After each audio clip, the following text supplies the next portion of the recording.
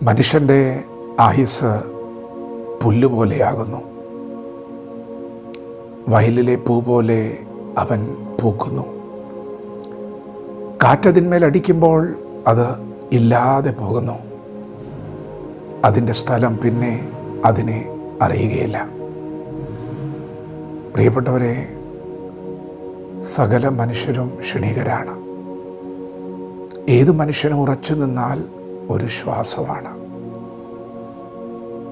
വയലിലെ പൂ പോലെ കാറ്റടിക്കുമ്പോൾ ഇല്ലാതെ പോകുന്ന ക്ഷണികമായ മനുഷ്യൻ.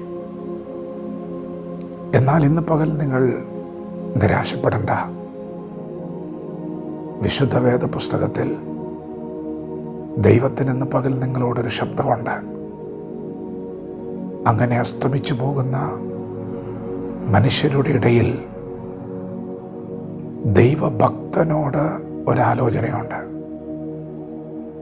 ദൈവഭക്തന് ഒരു ശുഭ വർത്തമാനമുണ്ട്. യഹോവയുടെ ദയയോ എന്നും എന്നേക്കും തൻ്റെ ഭക്തന്മാർക്കും അവൻ്റെ നീതി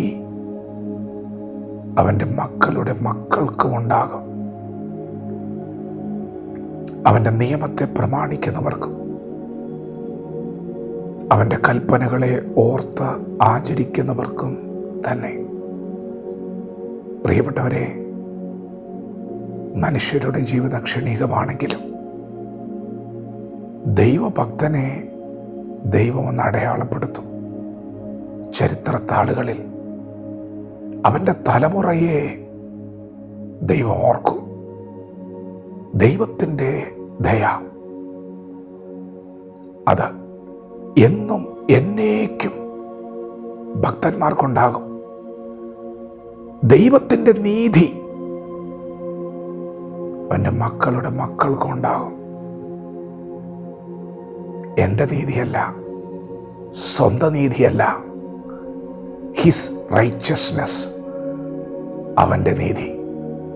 നിങ്ങൾക്കറിയാമോ, ഈ ഭൂമിയിൽ ദൈവം എന്നു മുതലാണ് മനുഷ്യരെ നീതീകരിക്കാൻ തുടങ്ങിയതെന്ന്? തൻ്റെ പുത്രനായ യേശു നമുക്കെല്ലാവർക്കും വേണ്ടി ക്രൂശിൽ തകർക്കപ്പെട്ടപ്പോൾ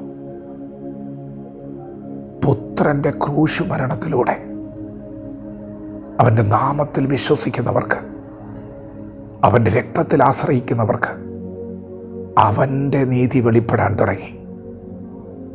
പ്രിയപ്പെട്ടവരെ, നമുക്കിന്ന് പകൽ വേണ്ടത് അവൻ്റെ ദയയാണ്.